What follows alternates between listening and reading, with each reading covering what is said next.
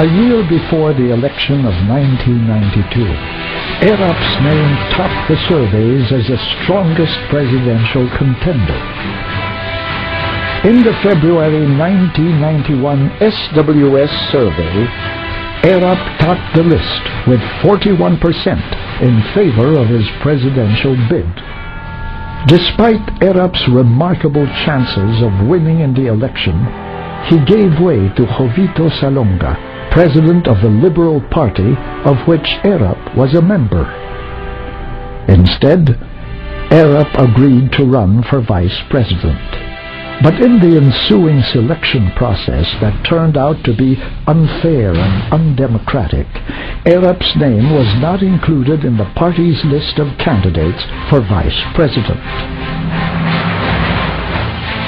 Dismayed by the maneuverings of the elite traditional politicians, Erap decided to form his own party, the Partido ng Masang Pilipino, or PMP.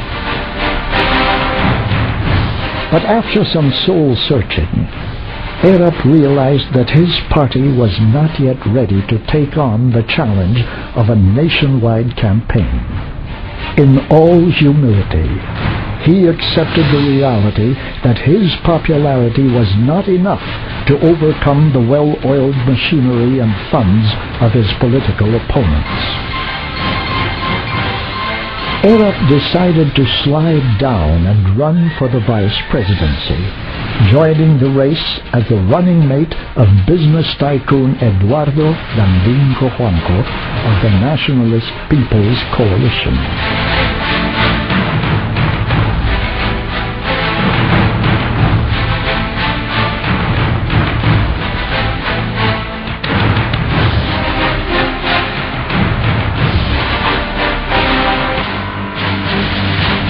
Once again, the masses did not let Erap down.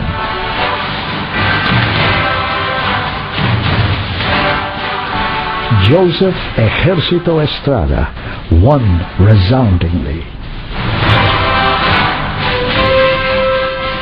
Sworn into office, Erap served as vice president of the country. At the time, the worsening peace and order situation in the country had resulted in the people's waning trust and confidence in police authorities. It was at this critical period that President Fidel V. Ramos appointed Erap to head the Presidential Anti-Crime Commission, or PACC. Erap faced the challenge squarely as the country's anti-crime czar. Right away, he dismantled the palakasan and padrino or patronage system and vowed to enforce the law without fear or favor.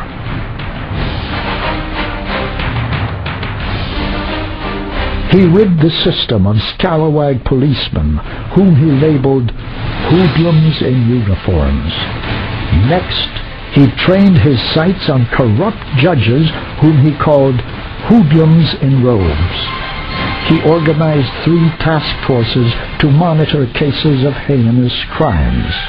He dismantled the huge illegal drug syndicates and notorious kidnap for ransom gangs, one of which was the dreaded Red Scorpion Gang. Through the efforts of the PACC headed by Erap, a host of kidnapping cases were solved.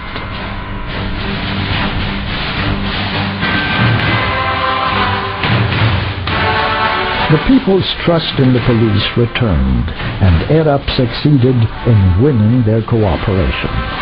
After his first year in office as Vice President of the Philippines, Joseph Ejercito Estrada was honored as Man of the Year.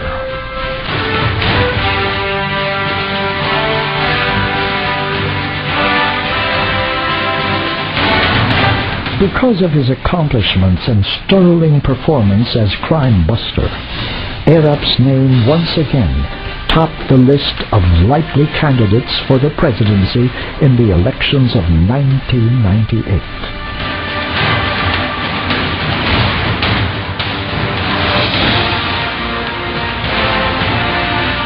His support base further broadened when Erap launched a people's movement that was named JEEP.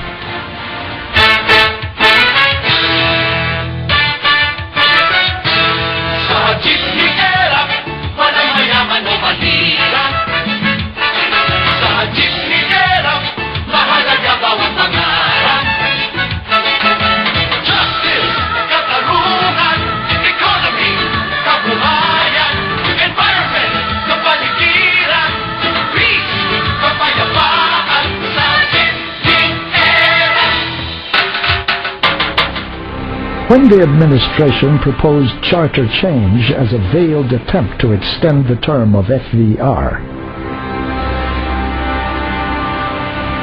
Erap instantly opposed it, along with other leaders like former President Corazon Aquino and Cardinal Sin.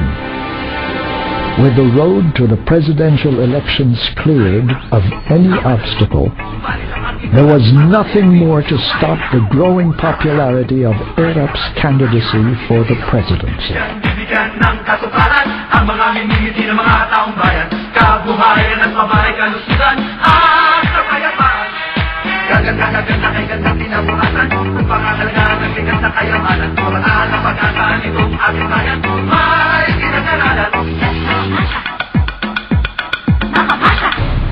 Erap drew criticisms from the elite sector of the Catholic Church and from big business that felt threatened by his pro-poor vision. On the other hand, Erap enjoyed broad support from such mass-based religious movements as the El Shaddai and the Iglesia Ni Cristo. Came election time.